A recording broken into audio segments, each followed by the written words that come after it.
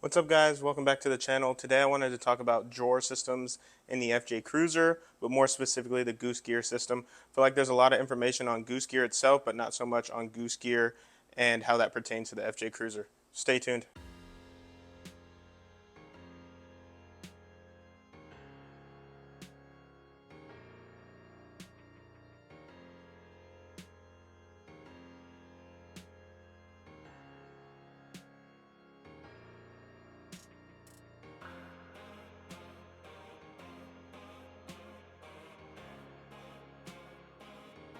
Alright, here at the back of the FJ, what I wanted to talk about first was this base plate. I feel like you don't see a whole lot of information on YouTube about how these drawers and drawer systems are bolted to this base plate on YouTube or anywhere on the internet for that matter.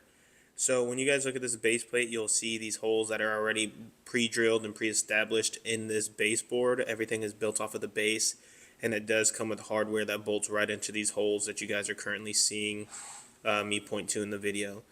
So the way that those end up bolting to that base plate is through these L-shaped brackets that you're looking at right here. You do end up moving those brackets with those Allen head bolts that you're seeing right there. You move them to wherever you see them or need them placed within the bracket to match the footprint that is already pre-established on the base plate. Now for me, I did end up going with the single drawer in combination with the camp kitchen that is sold from Goose Gear, which is what you see right there on the right. So you guys are looking at a Dometic CFX 45. That is the fridge I'm currently running with a Coleman camp stove underneath that. So what you guys are currently seeing me do is pull the fridge out on the slide, and then underneath that you'll pull this next little yellow tab to pull it all out. So for me, when I was in Colorado, I got to the point where I was going on longer camping trips, and having a cooler wasn't cutting it anymore, because once we got to the point where we were going for 9 and 10 days, the ice in the cooler was starting to melt, and then it was turning the food in the cooler soggy. So this fridge was a huge lifesaver, also a pretty big investment, but it did make a huge change on the camping trips on just trying to keep food and produce good to go while we were out there camping. So one of the things that I did opt into doing was going with the 40% seat delete. The reason I did this is because I have a pretty large dog and he sleeps in the car while I'm sleeping up in the rooftop tent. But one of the things I like most about this is it does give the dog not only a flat sleeping platform, but it does give you two cubbies to hide stuff in. So what you're currently looking at in the first cubby that I just took the lid off of is where I keep my air hoses and the items needed to air up and air down. Another thing that is solid about these things is these latches that come with these Goose Gear products are solid, and they're also lockable, but you do get a good tactile click out of those things when you're using them. And then what you're seeing in this front one is just going to be my ratchet straps and my E-tool. I have been using that thing quite a bit here on the beach to set up the beach umbrella, but I also did use it quite a bit in Colorado when I was putting dirt on the fire to put the fire out for the night. I honestly wish I would have gone with the full seat delete, just due to the fact that I don't carry passengers often. I just wanted to give you guys a view from the other side of the FJ so you guys can see what the 40% seat delete looks like. So that still leaves you with 2 seats in the back for 2 small individuals. I don't use these seats much, but I guess in the event I have to take people with me or have to pick people up, these 2 seats will still suffice. Now before I install this drawer completely, I wanted to show you guys that you will lose access to the cubby where the stock jack normally goes when you guys put in the single drawer or even the double drawer. I think on some of the Jeep models they make an access panel to where you can still get through there and get to the stuff in there, but I don't think that's the case for the FJ Cruiser. So I just wanted to show you guys that when you put this drawer in, you will lose that. So if you guys utilize that storage space, you might want to go with a double drawer system so that you still have the extra space. As far as tools go, I have a 1/2-inch drive ratchet with a 7/16 socket on it. That is for the bolts that you see right next to it. And then the Allen key is going to be for the L-shaped brackets, those 2 Allen bolts that you have in there, to move those L-shaped brackets right here to match the pre-drilled holes that are already in that baseboard. Now each one of these L-shaped brackets is going to receive 2 bolts. That'll be one in the most forward hole and one in the most rear hole. Now I don't know if that's the same for every FJ Cruiser, but that's just how it ended up working out for mine. Now when all the bolts are put into those L-shaped brackets, these things are sturdy, they don't move at all. That is one of the things that Goose Gear is renowned for, is the fit and finish. These things make absolutely no noise when driving down the trail. Alright guys, so when reinstalling or installing for the first time this drawer, make sure you leave all the bolts loose, because you got to wiggle it around quite a bit to get those bolt holes to line up. And then just a pro tip, find like a bar or something that you can wedge down in between the drawer and the sidewall of the FJ Cruiser.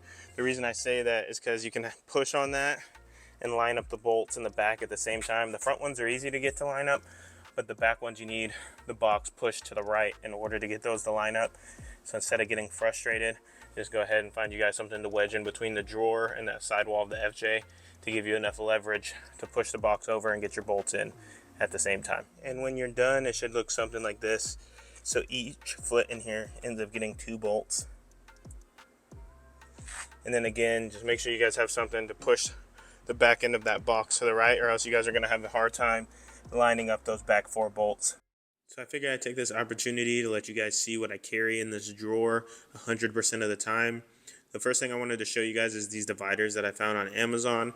They did give this drawer a whole lot more organization, and it does a good job of keeping stuff from rattling around in this drawer when I'm driving or when I'm out on the trail. So we're going to start off in this top left corner. What you're going to see is going to be my hammock, my Jetboil lantern. The bottle in the middle is a water purifier. And then on this right side, you're going to see some battery banks and my winch controller. Those battery banks are used to run my string lights when we're at camp. And the bag you see in the middle is going to be a camp shower. I used that when I was on my trip to Telluride and Ouray when we were on a 7-day camping trip. Believe it or not, this thing does a really good job at heating up just from the sun. So you have lukewarm water to take a shower with. Was actually pretty nice on some of the longer trips that I've taken it with me on. What you're going to see below that is going to be the propane and the fuel used for the Jetboil in the stove, as well as some cooking oil to keep things from sticking to the pan. Below that is just going to be some lighters, a knife, a multi-tool, and then some trash bags. I always try to pick up after myself, as well as pick up some trash that was there prior to us even getting to the campsite. Always try to leave it better than what you found. I love this Goose Gear stuff. However, I would not lie to you guys. If this is your daily driver and you're not real big into the camping thing, I don't know if I'd go this crazy just due to the sticker price of Goose Gear. You're getting an extremely good product, but the sticker price is pretty high. So if you guys don't have any aspirations to do these longer camping trips, then I don't know if I'd go this crazy with a drawer system in the back of the truck. Okay, before I leave this one off, I just kind of wanted to talk about some of the things that I still want to add to this. So Goose Gear itself makes little eyelets that goes into this rack right here. And I want to add those just to hold down that PLB 40 battery I showed you guys that I used to run the Dometic fridge, just to have something to secure that down. And then they also make some front runner boxes that go on top of this as well. I'm sure you guys have seen it if you've been looking into the Goose Gear stuff, or if you're even into the overland community. Those front runner collapsible bags are all over the place. I want to get one of the big ones that fit in this spot up here perfectly. And that is going to do it for this video on the drawer system in the back of the FJ Cruiser. If you guys have any questions or comments or concerns about the Goose Gear setup in your guys' FJ Cruiser, please let me know down in the comments, and I'll try to answer those as quick as possible. But if you guys like this one, please like and subscribe, and I'll see you guys on the next one.